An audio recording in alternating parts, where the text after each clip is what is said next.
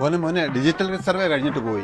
അതിന്റെ പേരും ഒന്നും അറിയത്തില്ല. വസ്തു കൂടുതലാണോ കുറവാണോ എന്നും അറിയില്ല. ഇതൊക്കെ ആരോട് ചോദിച്ചറിയാനാ? അയ്യ, ഇത്രയുള്ള കാര്യം. ഈ ഡിജിറ്റൽ സർവേ ചെയ്തതിന്റെ എന്റെ ഡീറ്റെയിൽസ് ഇതേപോലെ മാപ്പ് പോലെ കാണാൻ പറ്റും. എത്ര സ്ക്വയർ മീറ്റർ അളന്നിട്ടുണ്ടെന്നും അത് അപ്രൂവ് ആയോ ഇല്ലയോ എന്ന് അറിയാൻ പറ്റും. വന്ന് ചെയ്ത സർവേയുടെ നെയിമും ഇനി പപ്പായ്ക്ക് എന്തെങ്കിലും പരാതി ഉണ്ടെങ്കിലും ഇനി ഇവരെ വിളിക്കണമെങ്കിൽ ആ നമ്പർ നമുക്ക് കിട്ടും ഫുൾ ഡീറ്റെയിൽ ആയിട്ട്. മോനെ ഇത് എങ്ങനെയുണ്ടോ? അത് ആർക്കും അറിയില്ലല്ലോ. ഇങ്ങനെ ഉണ്ട്. പലർക്കും ഇത് അറിഞ്ഞൂടാ. ഞാൻ ഡീറ്റെയിൽ ആയിട്ട് പറയാം. ഇപ്പൊ തന്നെ നിങ്ങൾക്ക് വസ്തു ഉണ്ടെങ്കിൽ ചെക്ക് ചെയ്ത് നോക്കണം. പപ്പ ശ്രദ്ധിച്ചു കേട്ടോണം. എന്റെ ഭൂമി എന്ന് പറഞ്ഞൊരു പോർട്ടലുണ്ട്. നമ്മുടെ ഗവൺമെന്റ് ഓഫ് കേരള ഇതിനു വേണ്ടി ഡെഡിക്കേറ്റ് ചെയ്തേക്കുന്നതാണ്. ഇതാണ് ലിങ്ക്. ഈ സംഭവം ഞാൻ കമന്റ് ബോക്സിൽ പിൻ ചെയ്തേക്കാം. ഡയറക്റ്റ് കയറണം. കയറി കഴിഞ്ഞാൽ ഇവിടെ നമുക്ക് ലോഗിൻ എന്ന് പറഞ്ഞ ഓപ്ഷൻ കാണാൻ പറ്റും. ആ ലോഗിനിൽ ഇതുവരെ അക്കൗണ്ട് ചെയ്തിട്ടില്ലെങ്കിൽ ഒന്ന് രജിസ്റ്റർ ചെയ്യണം.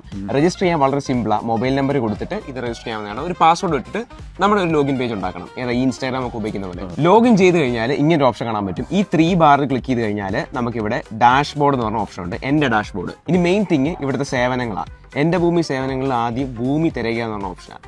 ഇതിങ്ങോട്ട് എടുക്കാം. ഇവിടെ മാപ്പ് ഉപയോഗിച്ച് പാഴ്സൽ തിരയുക എന്ന് പറഞ്ഞ ഓപ്ഷൻ ഉണ്ട്. ഇവിടെ വന്നു കഴിഞ്ഞാൽ ജില്ല, താലൂക്ക്, വില്ലേജ്, ബ്ലോക്ക്, സർവേ ഇത് ഇത്രയും കാര്യങ്ങൾ കറക്റ്റ് ആയിട്ട് കൊടുത്തു കഴിഞ്ഞാൽ ഇതുപോലെ നമുക്ക് ആ ഒരു സംഭവം ഡീറ്റെയിൽ ആയിട്ട് കാണാൻ പറ്റും. ക്ലിക്ക് ചെയ്ത് കഴിഞ്ഞാൽ ആരാണ് ഒന്ന് സർവേ ചെയ്തതെന്നും അതേപോലെ എത്ര സ്ക്വയർ മീറ്റർ ഉണ്ടെന്നും ബാക്കിയുള്ള കാര്യങ്ങളും ഇതുവരെയുള്ള അപ്ഡേറ്റ്സ് പ്രകാരം കാണാൻ പറ്റും. ഇത് എൻ്റയർ ഫൈനൽ സാധനമല്ല, പക്ഷേ ഇതുവരെയുള്ള അപ്ഡേറ്റ് നമുക്ക് ചെക്ക് ചെയ്യാൻ പറ്റും. മോനെ ഇത് ഭയങ്കര ഉപകാരമല്ലോ. ഇനി ഇത് മാത്രമല്ല സേവനങ്ങൾ. ഇവിടെ മുൻ സർവേ റെക്കോർഡ് കാണണമെങ്കിൽ അത് നമുക്ക് പറ്റും. അതേപോലെ പരാതി സമർപ്പിക്കണമെങ്കിൽ അത് ക്ലിക്ക് ചെയ്തിട്ട് പരാതി നമുക്ക് സമർപ്പിക്കാൻ പറ്റും. ഇനി പപ്പ പറഞ്ഞല്ലോ ഇതൊക്കെ ആരോട് ചോദിക്കുമെന്നോ. ഓരോരുത്തരും ഓരോ സ്പെസിഫിക് സർവേ ക്യാമ്പുകൾ കാണാം.